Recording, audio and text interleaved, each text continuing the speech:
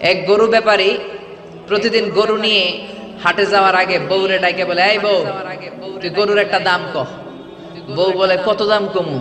গরু ব্যাপারী কয়, 1,00,000 টাকা। গরু ব্যাপারী কয়, ঠিক আছে, কইলাম 1,00,000 টাকা। এবার বাজারে যাওয়ার পরে যেই গরু কিনতে আসে সবাই রে কয়, আজকে সকালেই একজন 1,00,000 টাকা দাম করে গেছে, আমি দেই নাই। আপনি আর 5,000 টাকা বাড়াই দিন, দিয়ে দিন। 10,000 টাকা বাড়াই দিন, দিয়ে দিন। এরকম কৌশল আছে না নাই?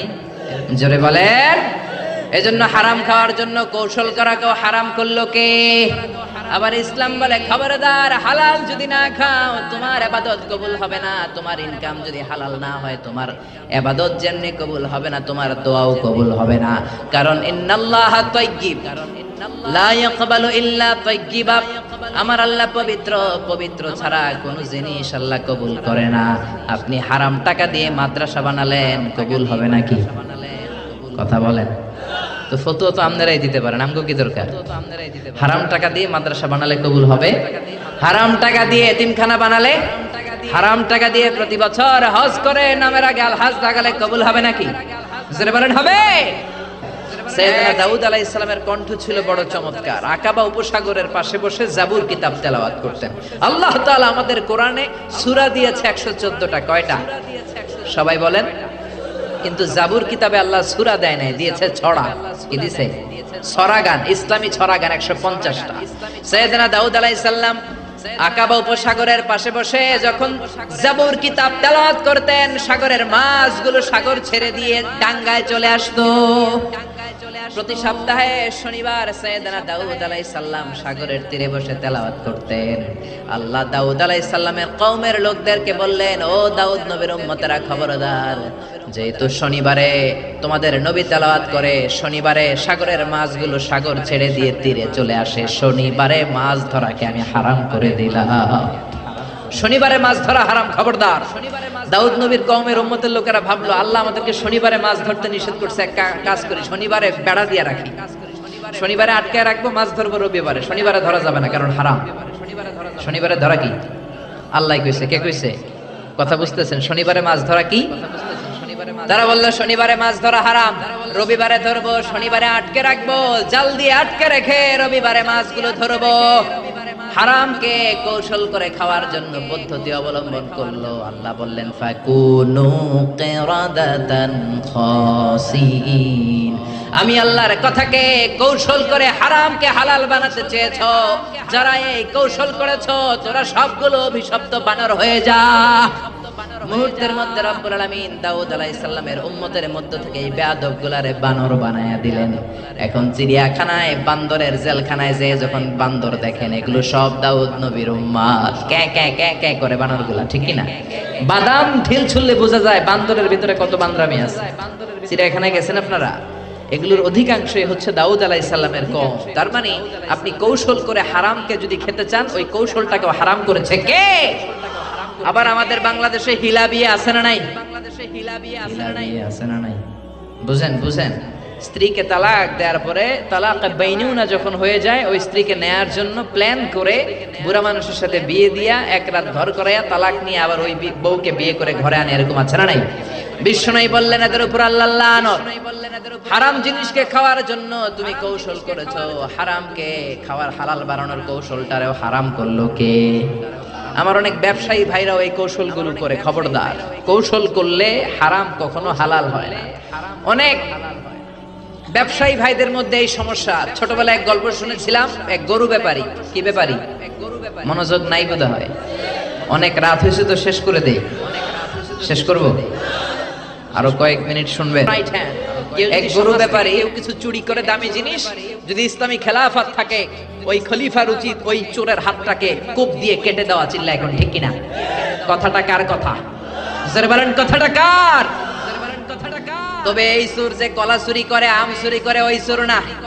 আমি প্রায়ই বলি, এই চোরগুলোর লিস্ট ডাউন যখন করতে হবে, বড় বড় চোরগুলোর আগে হাত কাটতে হবে।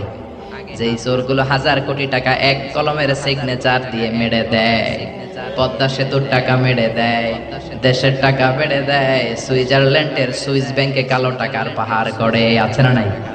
ওইরকম একটা চোরকে যদি আমাদের প্রিয় জননেত্রী মাননীয় প্রধানমন্ত্রী শেখ হাসিনা একটা চোরকে ধরে যদি দুদকের আওতায় এনে বাইতুল মোকাররমে জুমার নামাজের পর লক্ষ মানুষ যখন বের হয়, সবগুলো টেলিভিশন চ্যানেল যদি এটাকে লাইভ প্রচার করে, সরাসরি সম্প্রচার, ওই বড় চোরটার হাত যদি কেটে দেয়, বাংলার জমিনে আর কোনো চোর খুঁজে পাওয়া যাবে? জোরে বলেন, পাওয়া যাবে? ইসলামের দৃষ্টিতে সবাই সমান।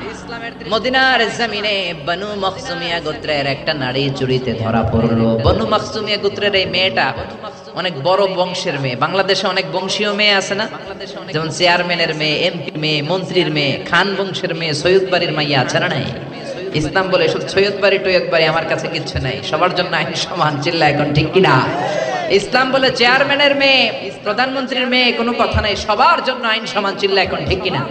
তো বুখারীর বর্ণনা, বনু মখজুমিয়া গোত্রের এক মেয়ে চুরিতে ধরা পড়লো। তো চুরি করলে নিয়ম কি? কথা বলে না, হাত কেটে দাও। সাহাবীদের মধ্যে গুনগুন শুরু হয়ে গেল। সাহাবারা বলল, হায় হায়, বিশ্বনবী আল্লাহর জমিনে আল্লাহর আইন বাস্তবায়নের জন্য এত কঠোর, বিশ্বনবী তো ছাড় দিবে না, ওই মেয়েটার হাত কেটে দিবে। আর মেয়েটার হাত যদি বিশ্বনবী মদিনায় কেটে দেয়, মদিনায় মারামারি লেগে যাবে। কারো সাহস হয় না বিশ্বনবীর দরবারে যে কথা বলবে। বিশ্বনবী সব চাইতে ভালোবাসতেন বিশ্বনবীর পালক পুত্র যায়েদ বিন হারেসার ছেলে উসামাকে। উসামার উপাধি হলো হুব্বু রাসূলিল্লাহ, বিশ্বনবীর ভালোবাসা।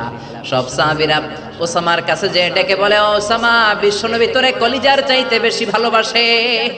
সবাই মিলে অনুরোধ করলাম, তুই যা নবীর সামনে যে বল, বিশ্বনবী যেন ওই সৈয়দ বাড়ির মেয়েটার হাত না কেটে দেয়। ওই বনু মখজুমিয়ার ভেরি প্রেস্টিজিয়াস এন্ড ডিগনিফাইড ফ্যামিলির মেয়ে, তো তার হাতটা যেন কেটে না দেয়, যদিও চুরিতে ধরা পড়ছে। ওসামা যে বললেন, নবী আপনি হাত কেটে দিয়েন না। এই কথা শুনে বিশ্বনবীর চেহারাটারে আগুনের গোলার মতো লাল করে দিল কে? বিশ্বনবী বললেন, উসামা, কেমন করে এই সাহস তোর বুকের মধ্যে হলো? চুরি করার পরে এই চুন্নি নারীর ব্যাপারে আমার কাছে এসে সাফাই গাস। লাও সারাকাত ফাতিমা বিনতি মুহাম্মাদিন সারাকাত লাকাতা মুহাম্মাদুন ইয়াদাহা। দুনিয়ার যে কোনো মেয়ে হোক, এমন কি আমার কলিজার টুকরা নয়নের পুটুলি, জান্নাতের সরদারিনী খাতুনে জান্নাত ফাতেমাও যদি কোনো জিনিস চুরি করে, আমি বিশ্বনবী তলোয়ারটা দিয়ে ফাতেমার ডান হাত কেটে দিতে 1 মিনিটও দেরি করব না। আমার কলিজার টুকরা সাইয়্যিদাতুন নিসায়ে আহলিল জান্নাহ, যে ফাতেমা জান্নাতের দরজায় ধাক্কা না দিলে আল্লাহ জান্নাতের দরজা কোনো নারীর জন্য হালাল করবে না। ওই ফাতেমাও যদি চুরি করে, আমি হাতটা কেটে দিব। এজন্য ইসলাম বলে আইন সবার জন্য সমান, যেটা হালাল সবার জন্য হালাল, যেটা হারাম সবার জন্য হারাম। চিল্লায় বলো ঠিক কিনা? There is no difference between black and white, between upper and lower, between the richer section of the society and poorer section of the society, between the prime minister, member of the parliament, between the business magnate and rickshaw puller, factory worker. Everyone is totally equal, 100% equal, completely equal in the eyes of Islam. চিল্লায় কোন ঠিক কিনা? ইসলাম বলে প্রধানমন্ত্রী আর কুলিওয়ালায় কোনো পার্থক্য নাই, প্রেসিডেন্টের ছেলে রিকশাওয়ালার ছেলের মধ্যে পার্থক্য নাই, কালো আর ধলার মধ্যে কোনো পার্থক্য নাই। পার্থক্য এক জায়গায়, ইন্না আকরামাকুম ইনদাল্লাহি আতকাকুম। যার কলিজার মধ্যে আল্লাহর ভয় বেশি, সেই কিয়ামতের দিন আল্লাহর কাছে সেরা। ঠিক কিনা? এজন্য কোনো পার্থক্য আছে? সাইয়েদনা ওমরে ফারুক একবার তার ছেলে আবু শামার ঘরে ঢুকলো। আবু শামা রাত্রিবেলা নাবিজ ভিজিয়েছিল। নাবিজ হচ্ছে সাদা দুধের মধ্যে শক্ত খুরমা রাত্রিবেলা ছেড়ে দিলে সকালবেলায় এই সাদা দুধ আর সাদা থাকে না, লাল হয়ে যায়। ওই খুরমার রস টানতে টানতে সাদা দুধটা লাল হয়ে যায়। কি হয়ে যায়? আরব দেশের লোকেরা রাত্রেবেলায় দুধের সাথে শক্ত খুরমা ভিজায় রাখে আর সকালে ওইটা খায়। ওটা খুবই হেলথি, স্বাস্থ্যের জন্য খুব ভালো। কিন্তু নিয়ম হচ্ছে সকালেই খাইতে হবে। রাত্রে ভিজাইছেন, সকালেই খাইতে হবে। আপনি যদি 4-5 দিন পরে খান, ওইটা নাবিজ থেকে মদ হয়ে যাবে। কি হয়ে যাবে? তালের রস চিনেন না আপনারা? তাল চিনেন না? কথা কয় না। তাল চিনেন না তো কি হরতাল চিনেন? হরতাল নাকি তাল? আচ্ছা, তালের রস আমরা খাই। এই তালের রস বের করার পরপরই খাইতে হয়। এটা যদি দেরি করে খান, এটা তারি হয়ে যায়, তারি, মদের মতো। তো এই নাবিজ রাত্রে ভিজাইলে সকালে খাইতে হয়। ওমরে ফারুকের এক ছেলের নাম ছিল আব্দুর রহমান, মারুফুন বিআবি শাহমা ফিল মদিনা। মদিনাতে সবাই ওরে আবু শাহমা বলে ডাকতো। কি বলে ডাকতো? আবু শাহমা একবার মনে মনে ভাবলো, রাত্রে বেলায় নাবিজ ভিজাইছি, কেউ জানে না। ওই নাবিজ আমি সকাল বেলা খামু না, 5 দিন পরে মদ বানাইয়া খামু। কি বানাইয়া খামু? 5 দিন পরে এটা পয়সা মদ হয়ে গেছে, এবার মদ খাওয়ার পরে খালি টাল হয়ে গেছে। ওমরে ফারুক রে দেখে কে আবে হালা, আব্বা তুমি কেমন আছো? তোমারে তো হালায় আমি চিনবার পারতাছি না। ওমরে ফারুককে ঘটনা কি, পোলা এরকম করতেছে কে? সাইয়েদনা ওমরে ফারুক বললেন, আর শারিবতা খামরান, কি রে আবু শাহামা মদ খাইছিস নাকি? আবু শাহামা কয়, না হালায় আমি মদ খাই না। কা আব্বা হালা আমি নাবিজ খাইছিলাম, সামান্য নাবিজ খাইছি। কি খাইছি? মাতালের মতো শুধু মাথা ঘুরায়, কি বলে নিজেও জানে না। ওমরে ফারুক বললেন, ইফতাহ ফামাক, তোর মুখ খোল। কি খোল? কথা কোন? মুখ খোলার পরে গন্ধ নিলেন, নাক দিয়ে গন্ধ নিয়ে দেখলেন মদের গন্ধ পাওয়া যায়।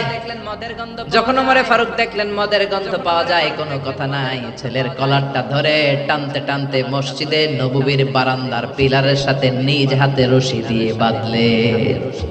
কি দিয়ে বাঁধলেন? ইন দ্য মিন টাইম জোহরের আজান শুরু হলো। আল্লাহু আকবার, আল্লাহু আকবার,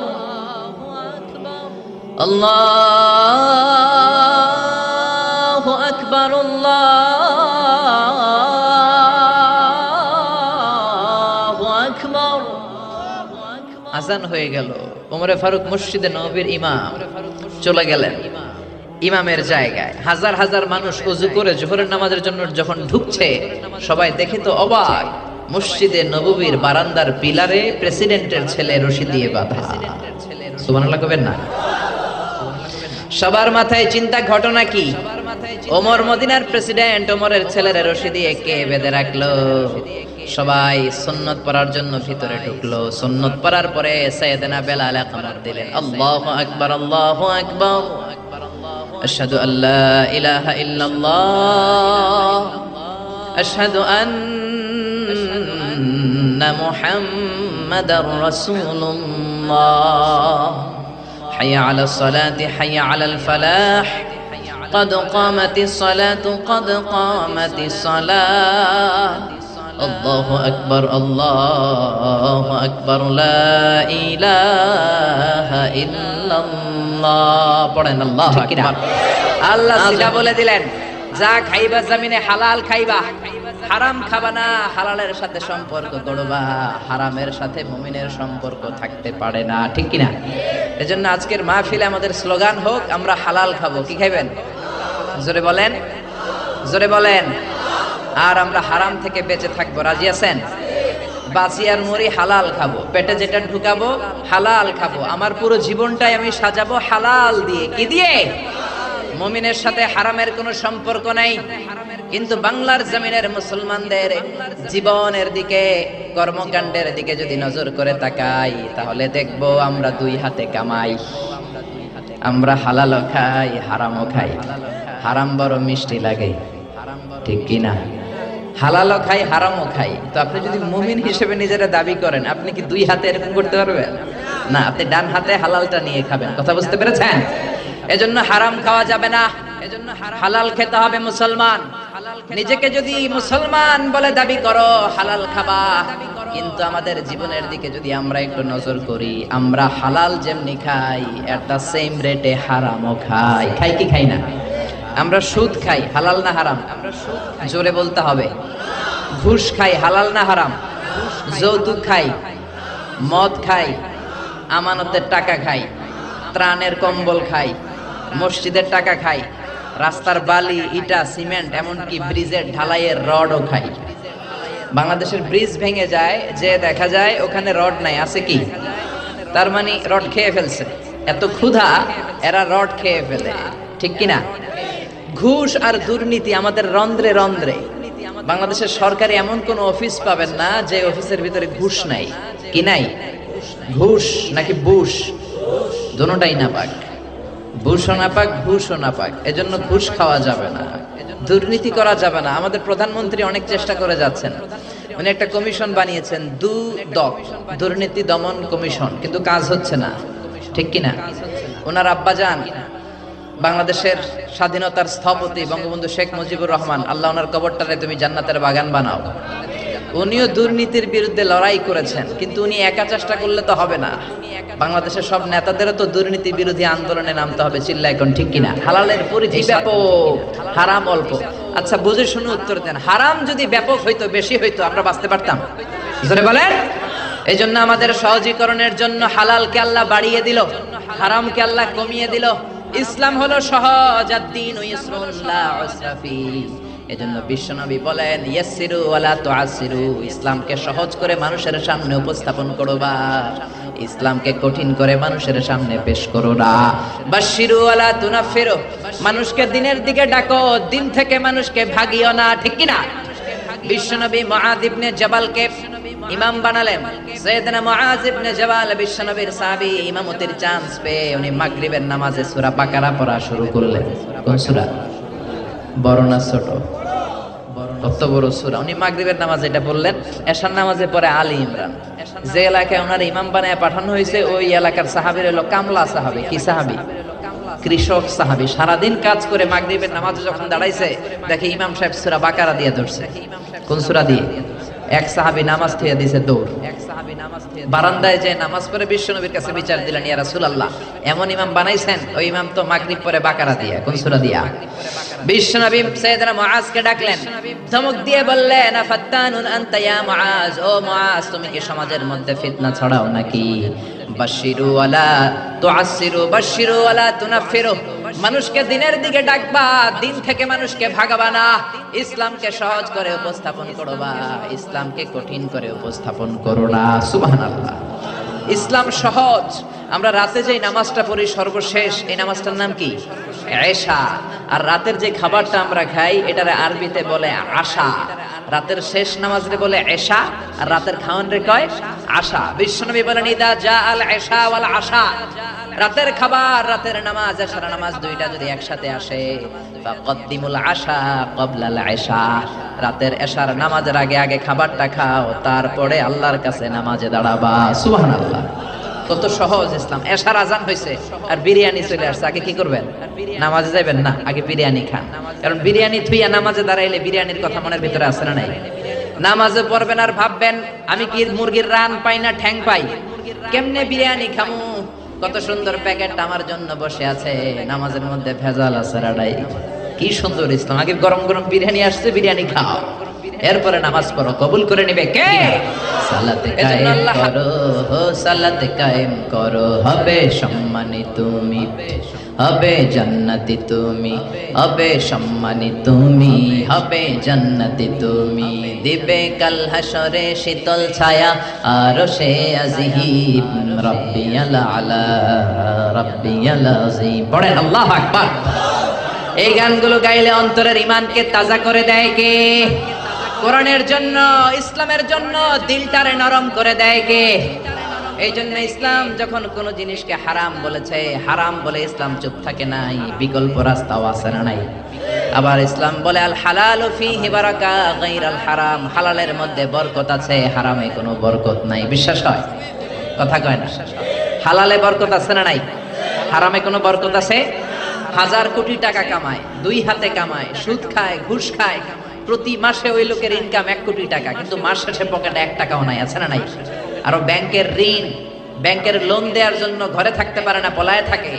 কিন্তু আমার রিকশাওয়ালা প্রতি মাসে কামাই 7,000 8,000, 7,000 টাকা কামাই, 5টা ছেলে 3টা মেয়ে, সারা মাস খাওয়ার পরে ওই রিকশাওয়ালার পকেটের ভিতরে 500 টাকা থাকে। সুবহানাল্লাহ কইবেন না? এর কারণ ওর ইনকাম তো হালাল, হালালে বরকত ঢুকাই দিছে কে? বুঝে শুনে উত্তর দেন তো, গরু খাওয়া হালাল না হারাম? কুকুর খাওয়া? শিওর? শিওর সবাই? সন্দেহ নাই তো? গরু খাওয়া হালাল। প্রতিদিন বাংলাদেশে গরু জবাই হয় না, কুকুর জবাই হয়। কসাইরা গরু জবাই করে। আজকেও তো আপনারা পীর সাহেব হুজুরের জন্য এখানে তাবারুকের জন্য গরু জবাই করে আনছেন না? কোত্থেকে যেন? বরুড়া থেকে। মাশাআল্লাহ। তো কত গরু জবাই হয় প্রতিদিন। মুসলমানের অনুষ্ঠান, বার্থডে পার্টি, বিয়ের অনুষ্ঠান, পিকনিক হয়, কত অনুষ্ঠানে গরু জবাই হয়। তারপরে কোরবানির ঈদ আসলে গরু জবাই আছে না নাই? আবার রমজানের ঈদেও গরুর গোশত আছে না নাই? এত গরু কুরবানির ঈদে জবাই হয়, বাংলাদেশের গরু দিয়ে কাবার হয় না, ইন্ডিয়া থেকে আনা লাগে, ঠিক কিনা? আর কুকুর কি জবাই হয়? কথা বলেন। আচ্ছা গরু বছরে বাচ্চা দেয় কয়টা? একটা। কুকুর দেয় কয়টা? 6টা, 7টা, 8টা। জন্ম নিয়ন্ত্রণ নাই তো, দেদারসে দেয়, কোনো সমস্যা নাই, ঠিক কিনা? তার মানে গরু আমরা খাই বেশি, কুকুর খাই না। গরু বাচ্চা দেয় একটা, কুকুর বাচ্চা দেয় 8টা 10টা। তারপরেও বাংলার জমিনে গরু বেশি নাকি কুকুর বেশি? জোরে বলেন।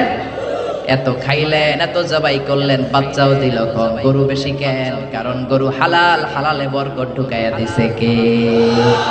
এজন্য হালাল খেতে হবে, হারামের সাথে মুসলমানদের কোনো সম্পর্ক। অল্প খাবেন, অল্প পড়বেন। রিকশাওয়ালা, কুলিওয়ালা, ঠেলাওয়ালা, দিন মজুররা হালাল খায়, ওদের কামাইয়ের ভেতরে বরকত আছে না নাই? রিকশাওয়ালার কোনো রোগ নাই, কিন্তু ডান হাতে বাম হাতে যারা কামায় রোগ আছে না নাই? টেনশন আছে না নাই? কিচ্ছু খাইতে পারে না, গরু খাইতে পারে না, খাসি খাইতে পারে না, চিংড়ি খাইতে পারে না। ডাক্তারে কয় আপনি ঘাস খাইবেন। কি খাইবেন? ছাগলেও খায়, আপনিও খায়েন। কি খাইবে? কোটিপতিরা ভেজিটেবল খাওয়া লাগে, গরু খাইলেই অসুস্থ হয়ে যায়, ডায়াবেটিক্স, আলসারে পড়ে যায়। আছে না নাই? কিচ্ছু খাইতে পারে না, রাতে ঘুম আসে না, 1 ঘন্টা ঘুমানোর জন্য 3-4টা ট্যাবলেট খেয়ে ঘুমায়। এরকম কোটিপতি কুমিল্লাতে আছে না নাই? জোরে বলেন। ঘরে শান্তি নাই, বিবি করে পরকিয়া, মেয়েও কথা শোনে না, পোলাটাও রংবাজ। আছে না নাই? কিন্তু আমার রিকশাওয়ালা ভাই, কুলিওয়ালা ভাই, ঠেলাওয়ালা ভাই গরু খেতে পারে, খাসি খেতে পারে, চিংড়ি খেতে পারে, তার কোনো সমস্যা নাই। হজম করায় দেয় কে? প্রত্যেকটা রিকশাওয়ালার 6 প্যাক আছে না নাই? 4 প্যাক আছে না নাই? 6 প্যাক বুঝেননি? ইয়াং ছেলেরা বুঝবে। 6 প্যাক বুঝো না তোমরা? জিমনেশিয়ামে যায়া ব্যায়াম করে 6 প্যাক বানায়, 5000 করে টাকা দেয়া লাগে জিমনেশিয়ামে। তারপরে এটা খায় না, ওইটা খায় না। কিন্তু আমার রিকশাওয়ালা ন্যাচারালি 6 প্যাক। চিল্লা এখন ঠিক কি না?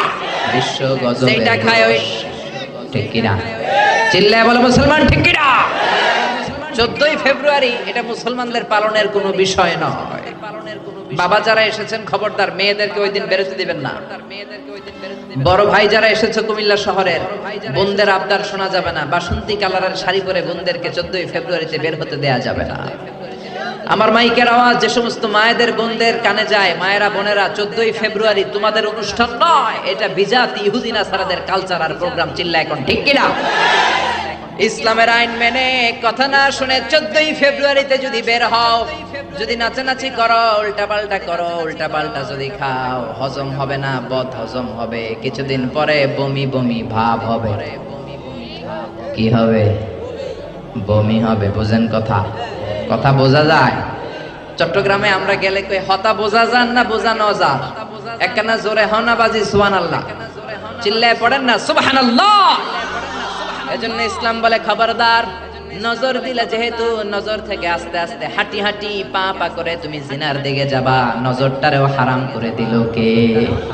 আবার ইসলাম বলে আল হিলাতু বিল হারামি হারাম, কৌশল করে হারাম খাওয়াটাও হারাম। কথা বুঝতে কষ্ট হচ্ছে? আপনি যদি হারাম খাওয়ার জন্য কৌশল করেন, ওইটারও হারাম করছে কে? বাংলাদেশে ঘুষের একটা সুন্দর নাম বাড়াইছে বর্তমানে, নাম হচ্ছে বকশিস। কথা কন, ঘুষের নতুন নাম কি? ঘুষরে বকশিস কইলি জায়েজ হয়ে যাবে? সচিবালয়ে চাকরি করে এক লোক আমার কাছে মাসালা জানতে আসছে, হুজুর আপনার বড় মানি আমি, তো কি করব? কয় হুজুর মাসালা। কি মাসালা? কয় হুজুর আমি ঘুষ খাই না। তো আপনি কি খান? কয় আমি বকশিস খাই। কি খাই? কই চাকরি করেন? কয় সচিবালয়ে। আমি কই সর্বনাশ, সচিবালয়ে বকশিস আসে কেমনে? কয় হুজুর আমি চাইয়া লই না, আমারে খুশি হইয়া বকশিস দেয় 5000 10,000। আমি বললাম সচিবালয়ের সামনে তো আমি ল্যাংরা লুলা করে পরে থাকতে দেখি, ভিক্ষা করতে দেখি। ওরা ভিক্ষা করে, একটা টাকা দিয়া যান, আমি গরিব ইনসান, আখিরাতে সওয়াব পাইবেন পাহাড় সমান। একটা টাকা দিয়া যান, আমি গরিব ইনসান। আছে না নাই? দেখেন নাই মনে হয়? এ হাত নাই পা নাই, ছোট্ট একটা মানুষ গড়াগড়ি খায় আর কয় একটা টাকা দিয়ে যান। তো আমি বললাম আপনার সচিবালয়ের সামনে এরকম ল্যাংরা লুলা পড়ে পড়ে কান্দে, ওগরে মানুষ 5000 টাকা বকশিস দেয় না কেন? ওদের হাতে 10,000 দেয় না কেন? তোরে দেয় কেন? তার মানে তুমি ওই লোকটারে সুবিধা দাও, তুমি অন্য মানুষের ফাইল আটকে রেখে ওই লোকটার ফাইল আগে বড় সাহেবের হাতে দাও, ঠিক কি না? কোন প্রজাতন্ত্রের কর্মচারী বকশিস খেতে পারে না। বকশিস বললে ওইটা জায়েজ হবে না, এটা ঘুষ। চিল্লা এখন ঠিক কি না? বিশ্বনবী এক সাহাবীরে যাকাতের টাকা উত্তোলনের জন্য পাঠালেন। বিশ্বনবীর সিস্টেম ছিল প্রতি বছর যাকাতের টাকা তোলার জন্য বিভিন্ন এলাকায় সাহাবীদেরকে পাঠাতেন। বিশ্বনবী বলতেন, সাহাবী যাও হিসাব করে কার কতটা খাসি, কার কতটা বকরি, কার কতটা উট, কার কয়টা কতটা খেজুর বাগান হিসেব করে সারা বছরের যাকাতের টাকা নিয়ে আসো। শুনতেছেন? আমার কথা বোঝা যায়? মনোযোগ আছে না গেছে? সাহাবীরে বললেন, যাও যাকাতের টাকা নিয়ে আস। বুখারীর বর্ণনা, সাহাবী যাকাতের টাকা নিয়ে আসলেন। এসে মদিনায় এসে বললেন, বিশ্বনবী হাযা লাকুম ওয়া হাযা উহদিয়া লি। ও নবী, এইটা যাকাতের টাকা আর এটা আমারে বকশিশ দিছে। কি দিছে? বিশ্বনবী এই কথা শোনার পরে বিশ্বনবীর চেহারাটা আগুনের গোলার মতো লাল হয়ে গেল। বিশ্বনবী বললেন, এই সাহাবীরে ঘরের মধ্যে বসে থাকতে বলো, দেখি তারে কে বকশিশ দেয়। এই সাহাবীরে মদিনাতে বসে থাকতে বলো, দেখি তারে কে বকশিশ দেয়। বিশ্বনবী বললেন, তুমি যেটা পেয়েছো বকশিশ নয়, এটা ঘুষ। এটা কি? আর রাশি ওয়াল মুরতাশি কিলাহুমা ফিন্নার। ঘুষ যে দেয়, ঘুষ যে নেয়, দুইটারে জাহান্নামে ঢুকাবে কে? ওরা এমনি এমনি তোমারে বকশিশ দেয় নাই, ঘুষ দেয় নাই। এই এলাকার লোকেরা তোমারে বকশিশ দিয়েছে, এর কারণ হলো যাকাতের হিসাব যেন তুমি কড়াকড়ি ভাবে না করো। কার কয়টা খেজুরের বাগান হিসেব করে যাকাত আনার সময় যাতে তুমি তাদেরকে একটু ছাড় দাও, একটু ঢিল দাও, সুবিধা দাও।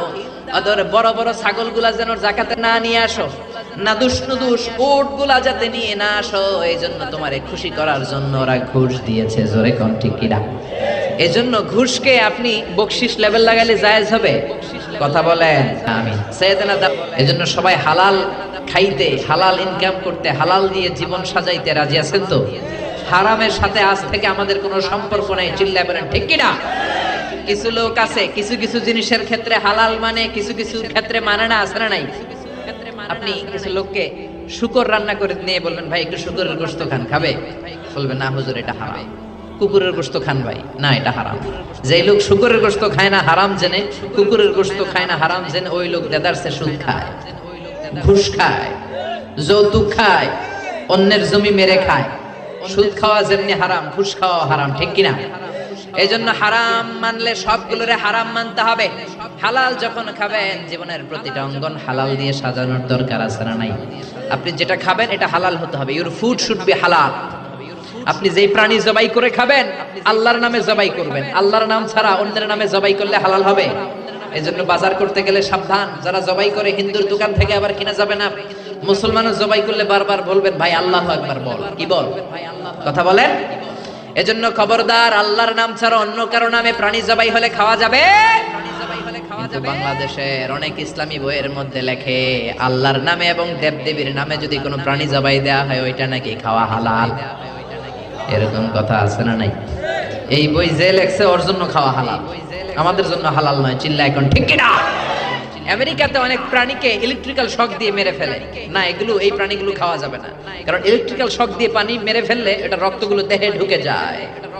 হুররিমাত আলাইকুমুল মাইতাতু ওয়াদ দাম। রক্ত খাওয়া তোমাদের জন্য হারাম করেছে কে? শুকরের চর্বি দিয়ে অনেক প্রোডাক্ট বাজারে পাওয়া যায়। খবরদার, এগুলো বেছে শুনে খাইতে হবে। চিল্লা এখন ঠিক কিনা? তার মানে আপনার জন্য ইউর ফুড শুড বি হালাল। যেটা খাবেন এটা হালাল হতে হবে। তারপরে আপনার ফ্যাশন, আপনার কাপড় চোপড়, এটাও হালাল হতে হবে। কারণ ঠিক কিনা? আমাদের অনেকে ফ্যাশন পছন্দ করে, ফ্যাশনেবল। ফ্যাশনে কোনো সমস্যা নাই, কিন্তু হালাল ফ্যাশন নেন। মেয়েরা যারা ফ্যাশন পছন্দ করে, সমস্যা নাই, তুমি সুন্দর বোরকা পরবা। তোমার বোরকা হতে হবে ঢিলে ঢালা, টাইট ফিটিং বোরকা পরা যাবে না। টাইট ফিটিং বোরকা আছে না নাই? বিষ্ণু বলেছেন, কাসিয়াতুন আরিয়াত মাইলাতুন মুমিলাত। কিয়ামতের আগে বোরকাও পরবে, আবার দেহের সব অঙ্গ বোঝা যাবে। তার মানে এমন টাইট ফিটিং বোরকা, দূর থেকে দেহের সব উঁচু নিচু ভাঁজগুলো টের পাওয়া যায়। এরকম আছে না নাই? আছি আমরা কোন জামানায়, লাজ শরম গেছে হারায়। আছি আমরা কোন জামানায়, লাজ শরম গেছে হারায়। পাতলা শাড়ির বাহার পাখি, ড্রেস লেহেঙ্গা, পোশাক দেখে নারীর লাজে মরে যাই। হায় হায়, আছি আমরা কোন জামানায়, লাজ শরম গেছে হারায়। ঠিক কিনা? লাজ শরমের বালাই নাই। মশারি কি পাতলা, এর চেয়েও পাতলা কাপড় পরে মেয়েরা ঘুরে আসে না নাই? এই জন্য ভাইয়েরা, বড় ভাইয়েরা, বাবারা, মেয়ে কোনো আবদার করলে সব আবদার শোনা যাবে। মেয়ে যদি আবদার করে, বাবা আমারে পাখি ড্রেস কিনা দাও, দেয়া যাবে?